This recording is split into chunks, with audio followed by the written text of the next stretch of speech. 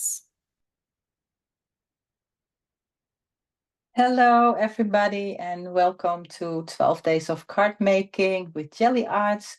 My name is Birgit Koopsen, and I'm in the Netherlands, and I'm thrilled to be here today to show you how you can make fun Christmas cards using your own handmade glue stamps.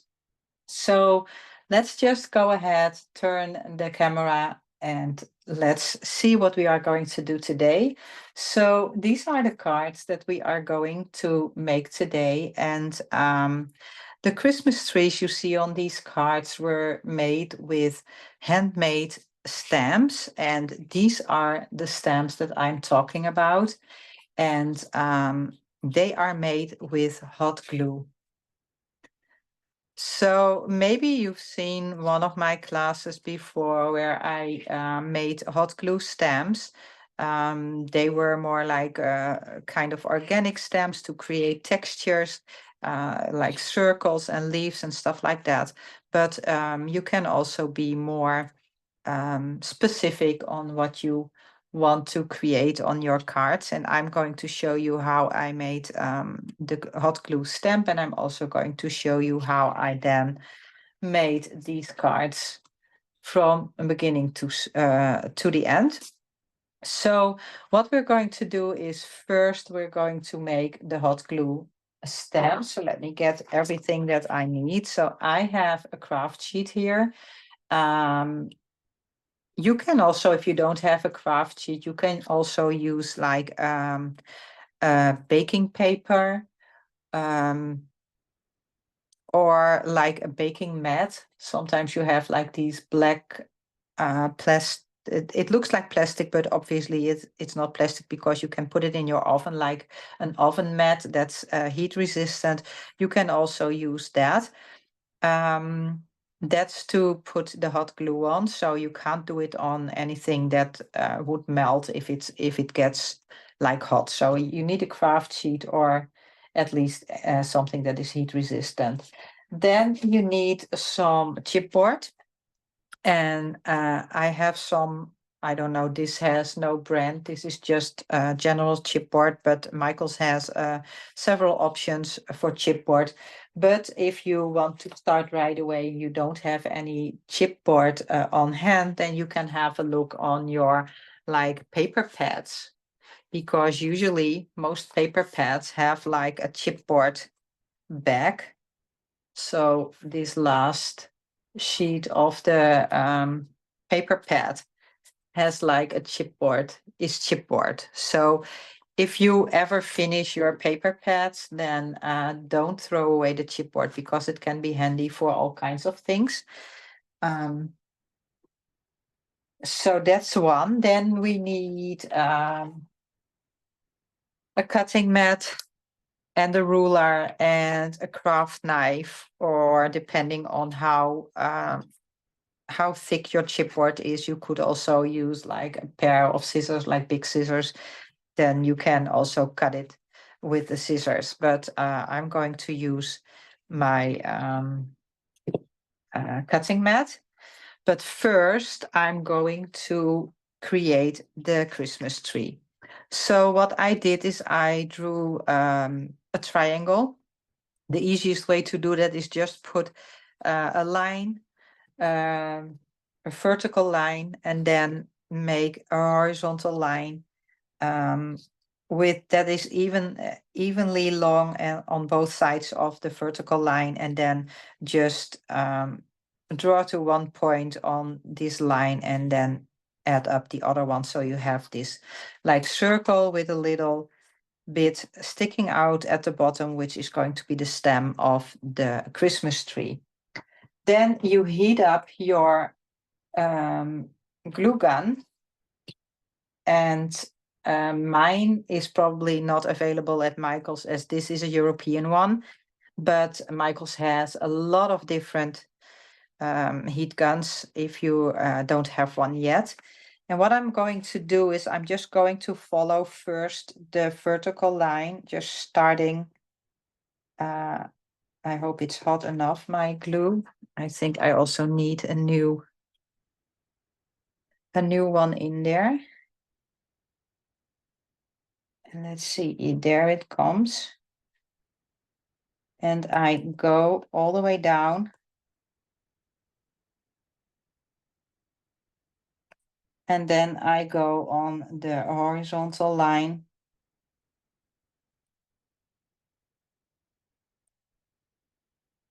And a little bit above that, I do another one.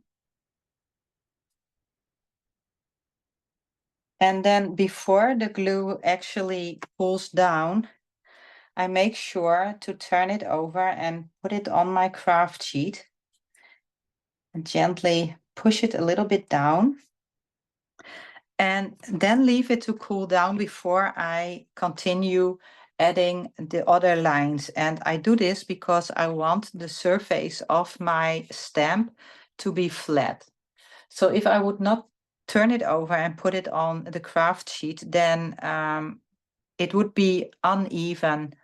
It would be an uneven surface, which means that you cannot use it to take away enough paint from the plate, as the stamp would not touch the plate everywhere. So you need a flat surface to be able to remove the paint from the plate.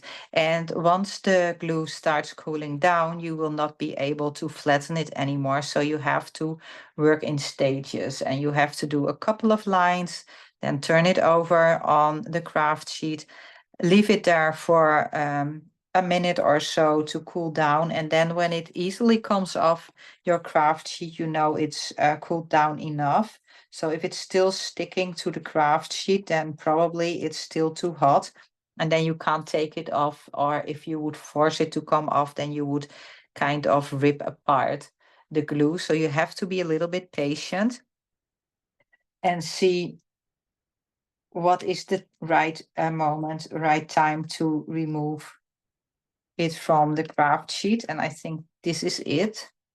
So it's cooled down, and I don't know if you can see it, but it's now flattened out. So you still have that texture here and here, but not on the surface.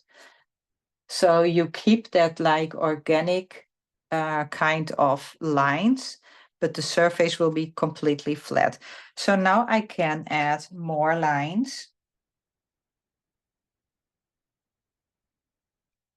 Let me see if it needs a little bit of pressure from above, because I almost emptied.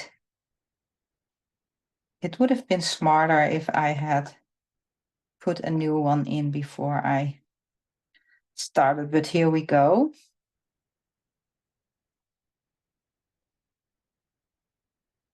So depending on how big your tree is going to be, you need 2 or 3 times to turn it over to make sure that your entire tree is flat and the glue doesn't cool down in between.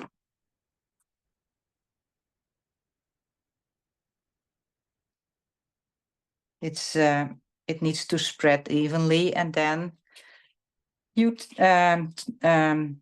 will get these kinds of Christmas trees. And as you can see, you can make them in any size you like. You can make tiny ones and you can make really big ones, and they will not be perfect. They will always have like these not so perfect lines in between and more perfect lines, but that's what makes it fun, right? I mean, a Christmas tree is also not like perfect, doesn't have perfect branches. So I actually really like that organic feel.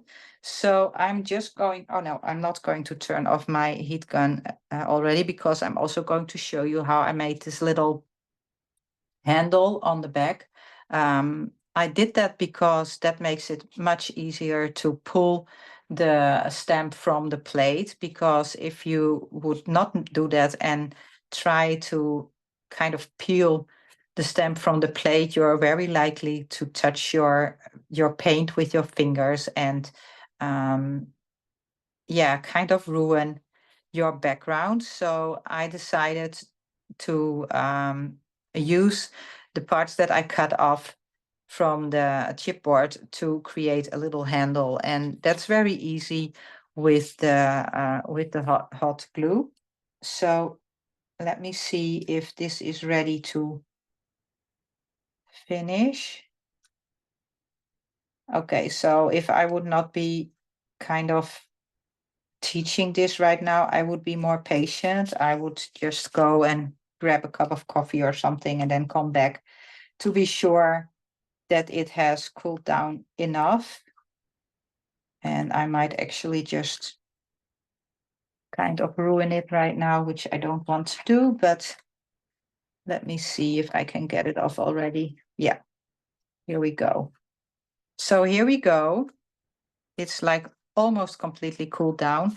This chipboard is not so really thick, so I actually might try if I can cut it with my scissors, which I can. That's of course easier than using my craft knife. I'm cutting away quite a lot of the chipboard because if you leave it on, then you are more likely to push the cardboard or the chipboard into your paint when it hangs over, like if it's too wide. So the more chipboard you cut away, the cleaner you can work, the less chance you have that you ruin your print by pushing the side of the chipboard into the paint, causing stripes or paint taken away from the plate. Okay, so I'm going to just cut this little part in a manageable size, and I'm just want to have that here in the middle, and then I have these two little strips that came off at the bottom, and I will put those on the sides to make it more sturdy. So I'm just going to add some of that hot glue on here, put it here like in the middle of the Christmas tree, and then I'm also going to add some hot glue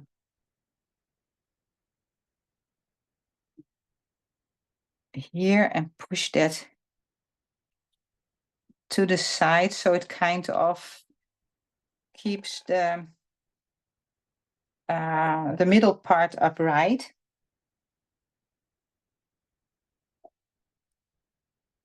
And for some reason, no glue is coming out anymore. Oh, there it comes.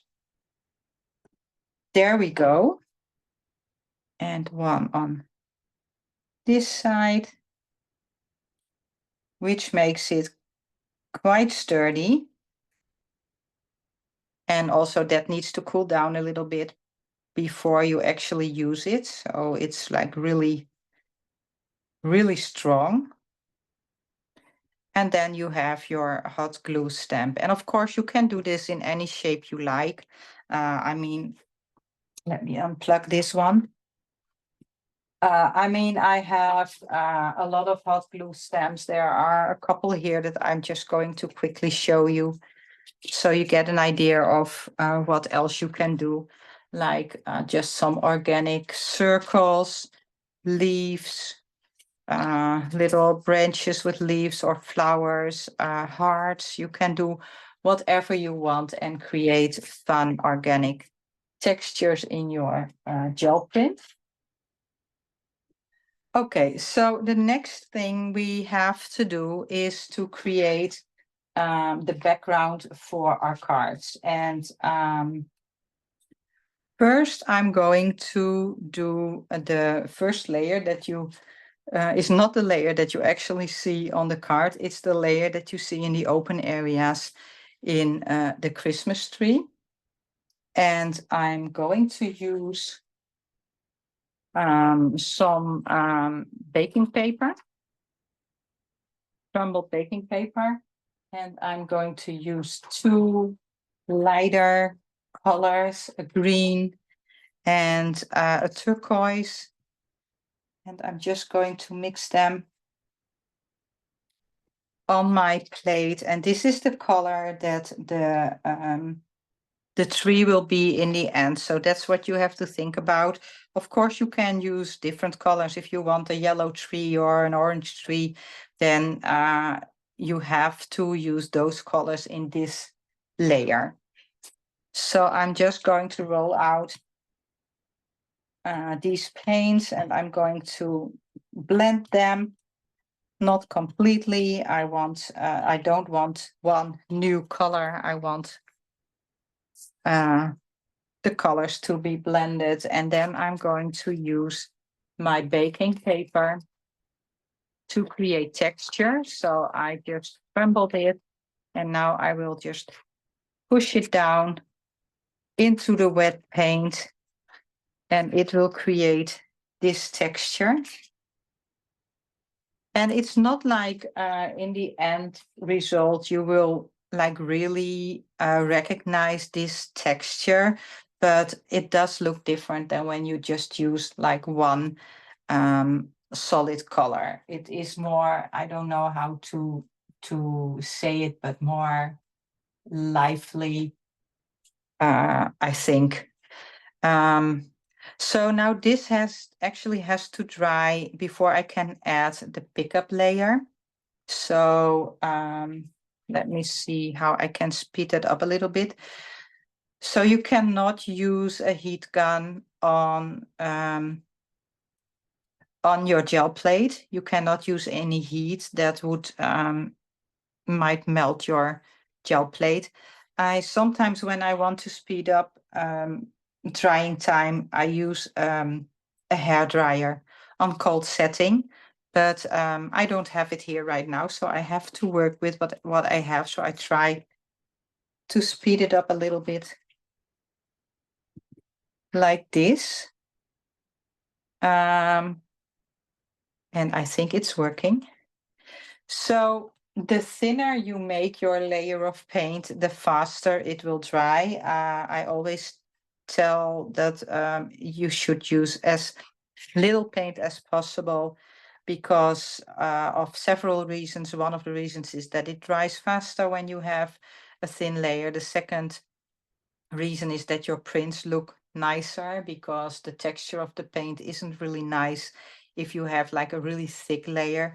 And the third reason is that if you want to take away from your layer of paint, if you want to create open areas, you will not be able to do that if you have too much paint on your plate.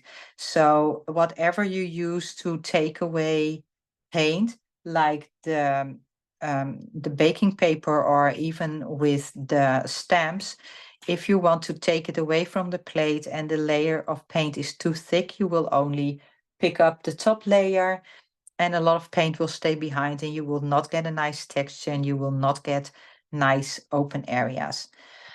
So what I want to create is a background like this one. And this is basically what you see here on the plate. And I used gold paint to pick up that texture. And then I got this background. And I don't know, I don't think you can really see on camera the shine that the gold added. And it's only a little bit that you are going to see it in the final card. So you could also just use like a light yellow or a Titan buff or just white paint to pick this up. But I have my gold here right now and I'm just going to use it. So I hope this is dry enough. And otherwise, we still have this one that I can use for my sample card. So now I'm just going to roll out a thin layer of that gold paint and place my paper on top. The paper that I'm using is from Recollections, from Michael's. And it is available in many sizes and also many colors, but these the ones that I'm using here are is card, just Recollections card, and I think it's 4.5 by 6.5 inch. And I've cut this a little bit shorter because I want to make it fit on the card. So I have this like white border around my print. And the cards are also Recollections. And they come in a set with envelopes. So you have cards and envelopes. And these are actually 5 by 6.5 inches. So my paper was just as wide as the card, but a little bit narrower, if that is a word. So it fits like this, but it didn't fit like that. I had to cut off a little strip to make it fit. And I just did it before I printed because I don't want to be bothered with cutting paper while I'm teaching, but you could also just do the printing and then afterwards see if you need to fit it on, cut something off to fit it on your card. Now let's pick this one up. And here we go. This is the background that we are going to use, and it's actually a little bit of a shame that you will only see so little of it in these cards, but I'm sure you can imagine that you can use this also for all kinds of collage as collage material or backgrounds for different types of cards where you see more of the texture, or in your art journal background for your art journal, anything like that. Now what we're going to do, and I'm going to keep my gel plate here, is to stamp the Christmas tree.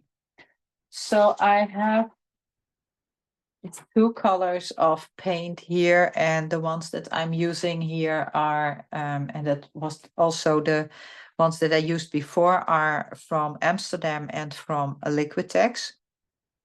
So these 2 colors are also Amsterdam. And the gold was also from Liquitex. They are both available at Michael's, and they are very similar in consistency and the amount of pigments and the way they act on the gel plate and how they roll out. And so they are really well to mix and match. Because they just have, the colors are just a little bit different, and then sometimes I choose Amsterdam, and the other time I choose Liquitex, depending on the color, but not on how they act on the plate. And I really like this color, but it is translucent color, which means that if I would use only this color, I would still see a lot of the background when I print on here. So I'm going to add a little bit of this color, which is an opaque color. And how do I know that this is opaque? Well, there's a little square here. And if the square is filled, then it is an opaque color. And if the square is open, let me see if this one still has the square. There was a square here. I can show you on this tube that it was there. There was a square here. It was an open square, so I know it's translucent. This is also an opaque color. And this is a semi-translucent color because it's half filled. So that's how you can see if your colors are opaque or not. Most of the times I don't really care about that, and I choose my colors on what I like, and then I'll just see and go whatever happens. But if you want to make sure that your colors are opaque because you don't want to see the background shine through too much, then it can be important to actually look at your color to your tube to see if it's an opaque or a translucent color. So most of the more professional paint brands have some kind of indication to tell you whether or not your colors are opaque. So now I'm going to create the blue background, what you see here around the Christmas tree. And I'm just going to roll out, and this time I'm actually going to mix the color well, because I just want it to be a solid color, and I want it to be opaque. So I'm just going to mix it on the plate. And again, I'm going to create a thin layer, because otherwise my Christmas tree will not be able to pick up enough of the paint. And now I'm very carefully going to put down my Christmas tree and make sure that it doesn't move, because it can be a little bit slippery, the wet paint. That's also, if you use more paint or too much paint, then it will be more slippery than when you use a thin layer of paint. And I also have to say that when the stamps are new, if you have not used them before, they are a bit more slippery than they are when you have used them a couple of times, because the layer of paint that builds up on the hot glue makes it, I don't know the word, more slick. Is that the right word? I think it is. So that it doesn't slide as easy on the wet paint. And you have to keep it down a little bit. So if I would use any of the other hot glue stamps that I showed before, it would be more to create a texture, and it wouldn't be so important for me that I have like really open spaces. It's more that I want a texture. But in this case, I really want my Christmas tree to be open, because I really want to see the background in the open areas, and I also want it to be really show the colors. So I have to make sure that I take away as much paint as possible in those areas. So I'm leaving it on a little bit longer, hoping that it takes up a little bit more paint. And as you can see, in some areas, there's still quite a lot of paint left behind. It can be that I didn't push it enough there, because I was so careful with I don't want the sides of the chipboard to actually touch the paint. Maybe I had a little bit too much paint there, or I just didn't wait long enough. But I can go in there with a Q-tip and take away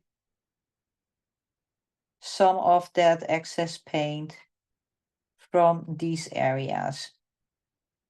Now, if this would be a perfect stamp, so if I had picked up the perfect amount of paint and I wouldn't have to do this, then I could have printed on my background paper right away.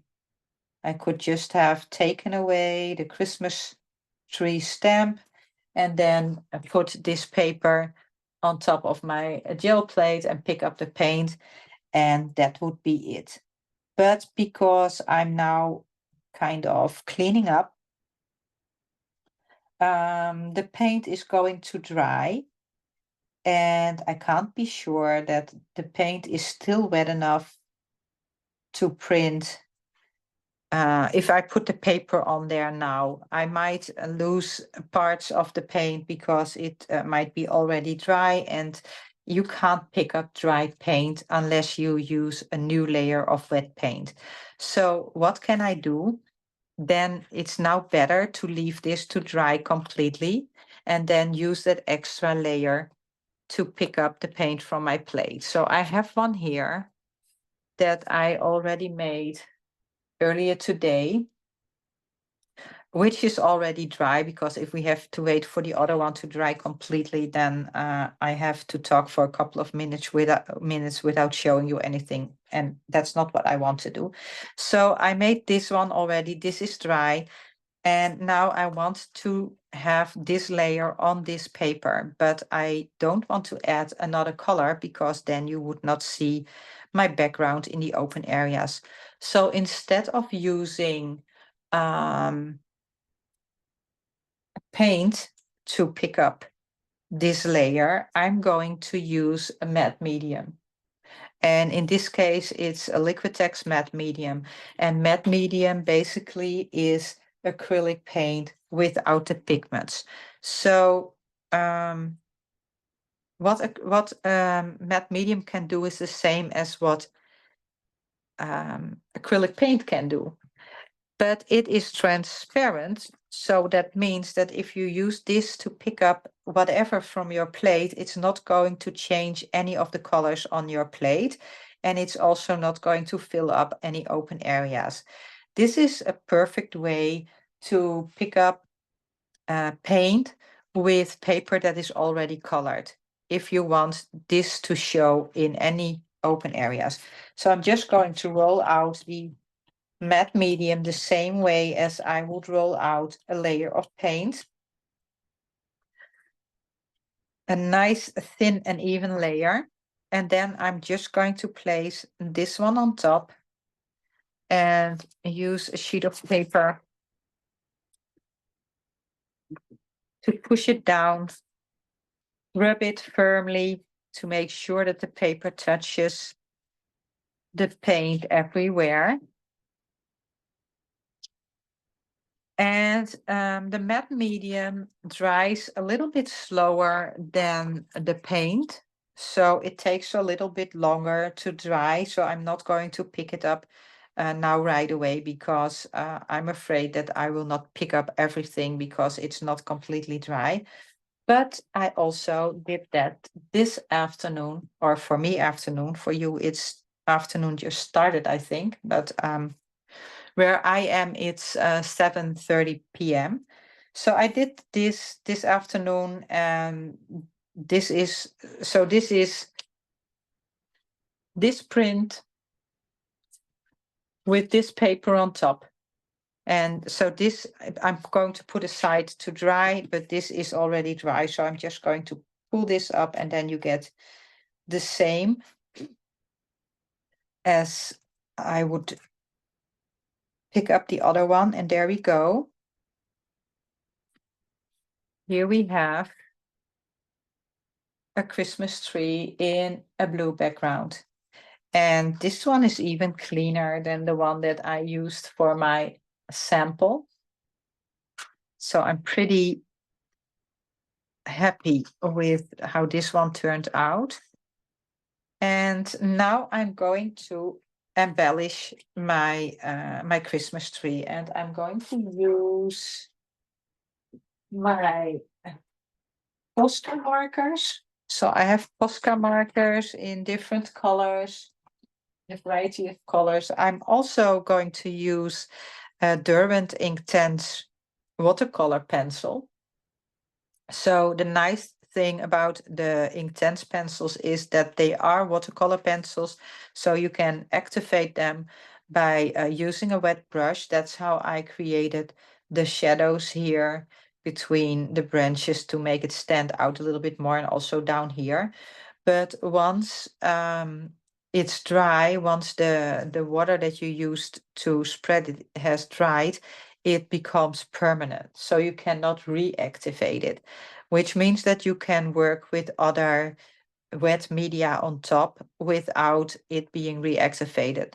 So if I do the shadowing and then go over it with my white Posca marker, my white Posca marker stays white and does not turn blue, because it's not going to reactivate. So first, I have to make sure that this is completely dry, because otherwise it will not like really grab the new products that you put on top, but this has been on there for I think already 2 hours, so this I know for sure that this is completely dry. So what I'm going to do now is going to create those shadows. I'm just going to color a little bit underneath those branches, just like a little bit on both sides, on the bottom of the branches, and also down here a little bit more. And then I'm going to use my little brush and some water. And you only need a tiny little bit of water. If it's too wet, then you will spread it too much. So I'm just going to activate it a little bit and spread it.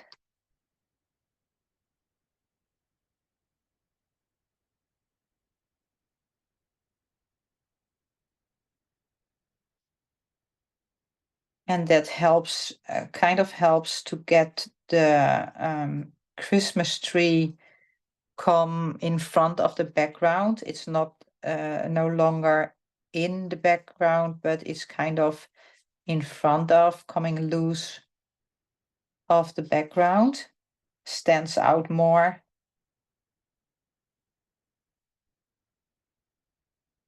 And I think I need a little bit more water. And then I take away most of that water. So it's just like a moist brush.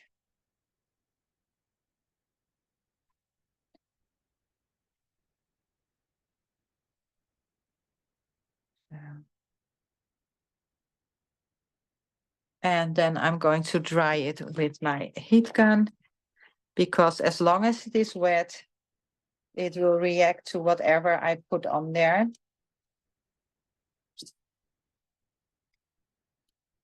So if it's not dry and I would start drawing with my Posca markers, then it would mix with the colors of the Posca markers, and then that's not what I want.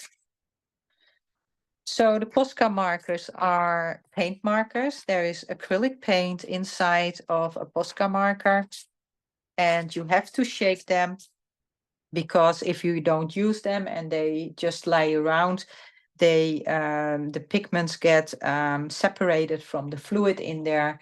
And to make sure that everything is mixed, you just shake them before you start drawing. Maybe you notice sometimes when you use paint markers that there's like almost translucent fluid coming out of the marker. That's because it's not well mixed with the pigments. So now I'm going to add snow, and I think that I actually like this one with the finer tip better. So let me see if I'm going to use that one. Yeah. And I'm going to put snow on top of the branches.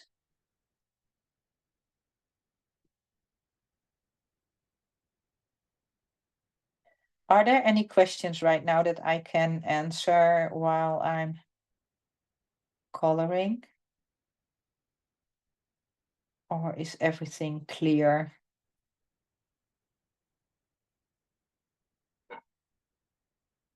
No, no questions.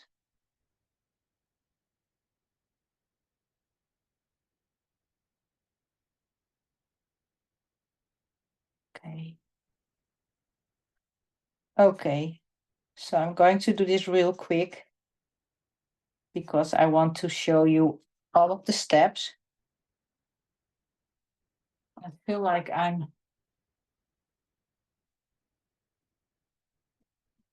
don't know if I have any sound. Maybe I'm missing something, but I also don't see anything at the in the chat. So I think. Hi, Birgit. I think we're all good with questions right now. Yeah. We did have Darlene who just asked, how do you come up with your ideas? You're so creative. And also Amy who asked if you're using ivory. If I'm using? Ivory, I-V-O-R-Y. I-V-O. What? I don't know what that is. Amy, you mean the shade, the color ivory, correct? Or like Ivory. an white type of color. Yep. Yeah. I have not today, but I sometimes do because sometimes white is just too white. And then I think ivory is just a little bit more off-white, if I'm right. It's not like a specific color in my color palette that I use regularly. But I'm not sure if that is actually the question. And yeah, how do I come up with my ideas? I have no idea. I don't know. I just wake up and I have an idea, or I wake up in the middle of the night and I have an idea. And I have too many ideas in my head, actually, more than I can ever try and actually do. And yeah, I don't know. It's just I think the most important part is just doing something creative, because if you're doing something creative, new ideas come. And then sometimes that's just because one thing leads to the other, or sometimes it's because you need to find solutions for things that don't work, or because you want to create a certain effect and it doesn't work, and you have to find a way to make it work. And that's how I do a lot of experimenting. I do a lot of trying, and you don't see all the failures because there are also many failures and things that don't actually work. But yeah, then every now and then you come up with something new, something exciting or just fun. But no, I can't give you a way and say this, you have to do this, and then you will come up with all kinds of fun things. I don't know. It just happens. Okay, that was most of the shadowing and the snow. And now I'm going to add those little snowflakes. And I like to do splattering. And I don't like to do splattering with a brush and paint, because I had too many times that when I used a brush and paint, that I had like a big splash of paint in areas where I didn't want it. And I really want that like fine snowflake kind of splatter. So I'm actually going to use my Posca marker. And something that I can hit with, that can be my scissors or a ruler or even my brayer. And I just hit the marker, and then little splatters come out. And it depends a little bit on how new your marker is and how much paint is in there, how big the splatters are going to be. So a newer marker with quite a lot of paint still in there will make these little bit bigger splatters, and a marker that's almost empty will create these like really fine splatters. So sometimes even if the marker doesn't really you can't really use it to draw or paint anymore, there might still be enough paint left inside to create those splatters. So don't throw them away right away if they don't draw anymore. Now, before I can do the next thing, I need to make sure that the splatters are dry, because if I put my hand on here now, then I will just smear everything. So I'm just going to quickly dry the splatters with my heat gun.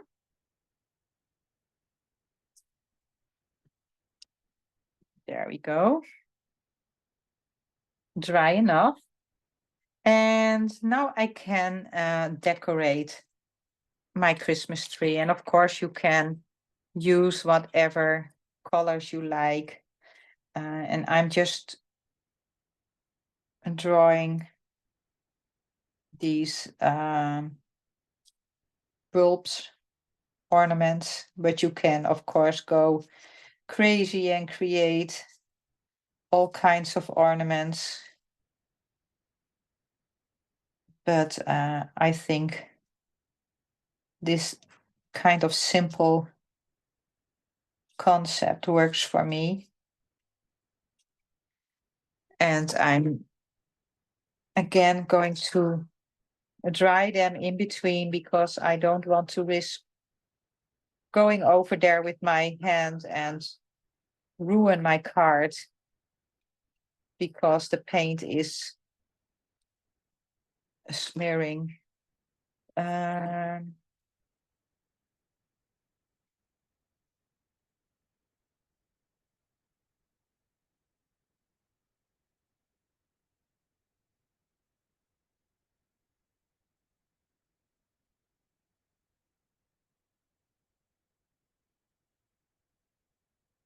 And let's do some orange.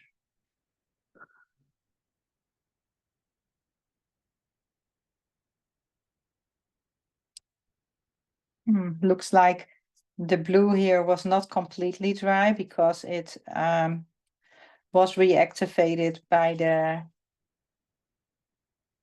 pink. And this looks almost empty. Do I have another orange one? Let me see. Maybe this one works better.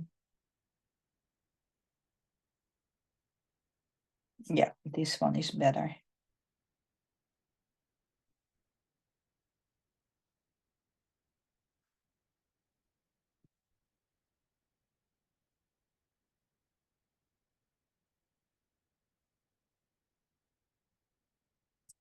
And then when those little ornaments are dry, I'm going to use my white marker again to add a little detail to them to make them more look like they're balls, like as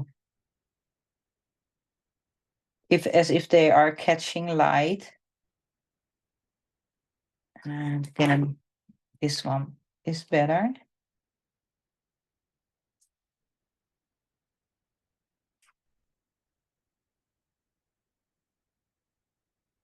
And of course, you can go into more details and you can add like little bows or kind of little hooks to the ornaments and make them look as if they like really hang or something. That's all up to you. And then finally, you can add some, oops, there a lot of paint came out there. I don't think this is the right yellow one that I used, but let's see. This is a bit watery. I don't know why. This looks better. So let's make it a starry night.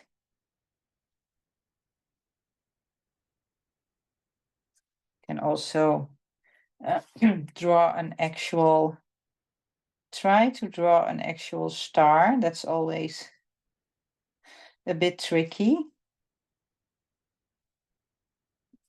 But I think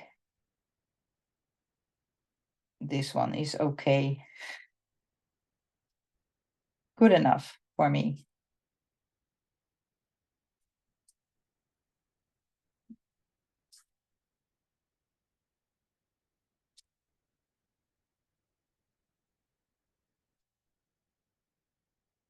And then we're almost done.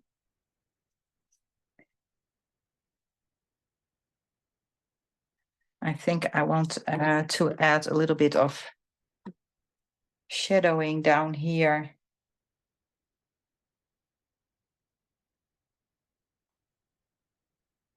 So where did I, here is my little brush. Too much water. Too much blue. But as long as it is wet, you can kind of take it away. So let's take a paper towel and just dab some of that away to make it not too blue.